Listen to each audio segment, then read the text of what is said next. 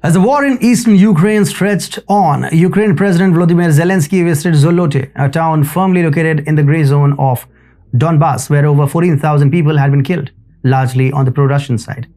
There, the president met the hardened veterans of extreme right paramilitary organizations fighting separatists just a few miles away. Zelensky, who was elected on a platform of de-escalation with Russia, was eager to implement the so-called Steinmeier formula, which was devised by then German Foreign Minister Walter Steinmeier and called for elections in the Russian-speaking regions of Donetsk and Luhansk. Hi and welcome to TFIGlobal, the foreign affairs and geopolitical analysis arm of the TFI Media Group. I'm your host Atul Mishra. Let's begin. In a face-to-face encounter with radicals from the neo-Nazi Azov Battalion who had launched a campaign to destroy the No to Capitulation peace movement, Zelensky met a wall of obstinacy. Zelensky broke down on television as his appeals for disengagement from the front lines were rebuffed. I'm the president of Ukraine. My age is 41 years. I'm not a slacker. I came to you and told you to remove your weapons, Zelensky pleaded with the fighters. Zelensky became the victim of a furious response as a video of the tense altercation emerged across Ukrainian social media sites. Andriy Beletsky, the proudly fascist Azov Battalion leader who once pledged to lead the white races of the world in a final crusade against Semite-led Antimeshken, vowed to bring thousands of fighters to Zolote if Zelensky pressed any further. Meanwhile, a parliamentarian from the party of former Ukrainian President Petro Poroshenko openly fantasized about Zelensky being blown to bits by a militant's grenade. Though Zelensky achieved a minor disengagement through a pullout, the neo-Nazi paramilitaries escalated their no capitulation campaign, and within months, fighting began to heat up again in Zolote, sparking a new cycle of violations of the Minsk agreement. Azov had been formally merged into the Ukrainian military, and its street vigilante branch, known as the National Corps, was deployed around the country under the supervision of the Ukrainian Interior Ministry and alongside the National Police. Zelensky was shown in December 2021 presenting a Hero of Ukraine award to a fascist right sector leader during a ceremony in Ukraine's parliament.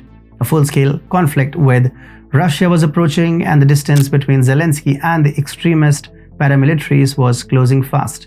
In its bid to deflect from the influence of Nazism in contemporary Ukraine, US media has found its most effective PR tool in the figure of Zelensky, a former TV star and comedian from a Jewish background. It is a role the actor-turned-politician has eagerly assumed. But as we will explain, Zelensky has not only ceded ground to the neo-Nazis in his midst, he has also entrusted them with the frontline role in his country's war against pro-Russian and Russian forces. Hours before President Putin's February 24 speech declaring denazification as the goal of Russian operations, Ukrainian President Volodymyr Zelensky asked how a people who lost 8 million of its citizens fighting Nazis could support Nazism, according to the BBC. Raised in a non-religious Jewish family in the Soviet Union during the 1980s, Zelensky has downplayed his heritage in the past. The fact that I'm Jewish barely makes 20 in my long list of faults. He joked around a 2019 interview in which he declined to go into further details about his religious backgrounds. Today, as Russian troops bear down on cities like Mariupol, which is effectively under the control of the Azov Battalion, Zelensky is no longer ashamed to broadcast his Jewishness. How can I be a Nazi? He wondered aloud during a public address. For a US media engaged in an all-out information war against Russia, the president's Jewish background has become an essential public relations tool. For instance, on MSNBC, Virginia Democratic Senator Mark Warner said Putin's terminology, outrageous and obnoxious as it is, denazify, where you have got frankly a Jewish president in Mr. Zelensky. This guy, that is Putin, is on his own kind of personal jihad to restore Greater Russia. Behind the corporate media spin is a complex and increasingly close relationship between Zelensky's administration and the neo-Nazi forces invested with key military and political positions by the Ukrainian state, as well as the power these open fascists have enjoyed since Washington installed a Western-aligned regime through a coup in 2014.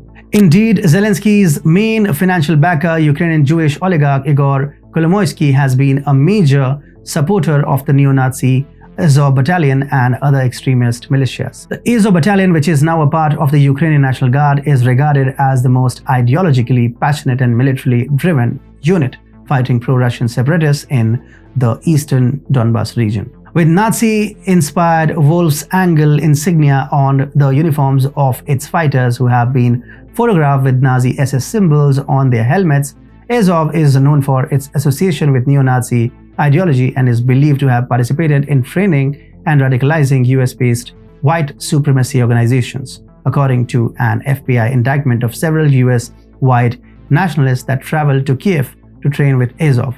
When Zelensky took office in May 2019, the Azov Battalion maintained de facto control of the strategic southeastern port city of Mariupol and its surrounding villages. As Open Democracy noted, Azov has certainly established political control of the streets in Mariupol. To maintain this control, they have to react violently, even if not officially, to any public event which diverges sufficiently from their political agenda. Attacks by Azov in Mariupol have included assaults on feminists and liberals marching on International Women's Day, among other incidents. Just days after Zelensky's meeting with Karas and other neo-Nazi leaders in November 2019, Oleksiy Honcharuk, then the Prime Minister and Deputy Head of Zelensky's presidential office, appeared on stage at a neo-Nazi concert organized by C14 figure and accused murderer Andrei Medvedev. Zelensky's Minister for Veterans Affairs not only attended the concert, which featured several anti-Semitic metal bands, she promoted the concert on Facebook. A month later, as war with Russia drew closer, Zelensky awarded Right Sector Commander Dmytro Kotsybelo the Hero of Ukraine commendation, known as Da Vinci. Kotsybelo keeps a pet wolf in his frontline base and likes to joke to visiting reporters that his fighters feed it to the bones of Russian-speaking children. When Russian forces entered Ukraine this February 24th, encircling the Ukrainian military in the east and driving towards Kiev, President Zelensky announced a national mobilization that included the release of criminals from prison, among them accused murderers wanted in Russia. He also blessed the distribution of arms to average citizens and their training by battle-hardened paramilitaries. With fighting underway, Azov's National Corps gathered hundreds of ordinary civilians, including grandmothers and children, to train in public squares and warehouses from Kharkiv to Kiev to Lviv. On March 1st, Zelensky replaced the regional administrator of Odessa with Maxim Marchenko, a former commander of the extreme-right Adar Battalion, which has been accused of an array of war crimes in the Donbas region. A 2016 report by the United Nations Office of the High Commissioner of the Human Rights has accused the Azov regiment of violating international humanitarian law. The report detailed incidents over a period from November 2015 to February 2016, where Azov had embedded their weapons and forces in used civilian buildings and displaced residents after looting civilian properties. The report also accused the battalion of raping and torturing detainees in the Donbas region. In June 2015, both Canada and the United States announced that their own forces will not support or train with Azov regiment, citing its neo-Nazi connections. In October 2019, 40 members of the US Congress, led by Representatives Max Rose, signed a letter unsuccessfully calling for the US State Department to designate Azov as a foreign terrorist organization, or FTO. Last April, Representatives Eliza Slotkin repeated the request, which included other white supremacist groups, to the Biden administration. France's national support for Azov has been wide, and Ukraine has emerged as a new hub for the far right across the world. Men from across 3 continents have been documented to join the Azov training units in order to seek combat experience and engage in similar ideology. In 2016, Facebook first designated the Azov regiment as a dangerous organization. Under the company's Dangerous Individuals and Organizations policy, Azov was banned from its platforms in 2019. The group was placed under Facebook's Tier 1 designation, which includes groups such as Ku Klux Klan and ISIL or ISIS. Users engaging in praise, support, or representation of Tier 1 groups were also banned. However, on February 24th, the day Russia launched its invasion, Facebook reversed its ban, saying it would allow praise for Azov.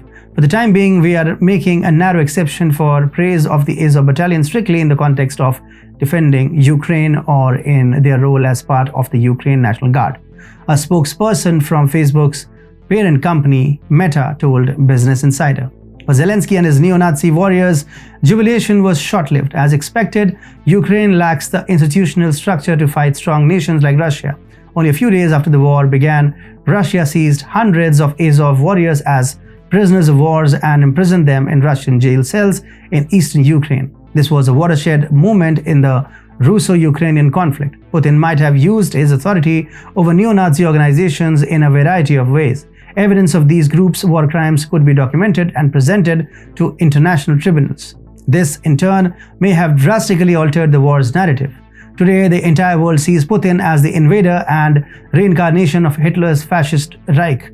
However, evidence of Azov fighters may have drastically transformed this perception. Zelensky is intelligent enough to recognize this. This is why Ukraine began missile attacks on the territory where Azov fighters were imprisoned. The mainstream media has built a tight dichotomy in which Putin is the villain and Zelensky is the hero. If the ubiquity of neo-Nazi groups had been highlighted, this binary would have broken and Zelensky's phony image would have been shattered.